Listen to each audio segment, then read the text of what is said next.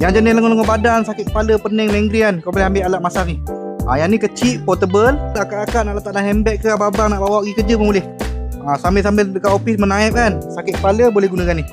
Dalam ni korang akan dapat satu dia charger kabel type C, satu dia punya manual book. Kecil dia punya device sebesar tapak tangan aku ya.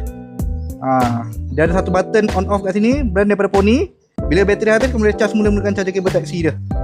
Okey, ni kita dah on, nampak tu. Letak kat kepala kan. Memang lega guys. Sedap-sedap.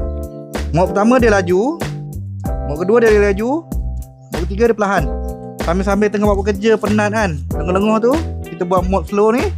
Dia jenis rubber tak tajam, tak sakit. Nampak tau. Letak je kat kepala. Ataupun balik kerja kan, suruh nak tekankan kat kepala. Dia orang nak tekan pakai tangan sakit, lengah kan. Buat je macam ni. Kat bahu semua boleh lah. So kat mana kau dapatkan ni? Alat masas ni, brand daripada Pony. Saiz kecil, compact untuk kegunaan harian, portable. Korang boleh tekan link kat bawah.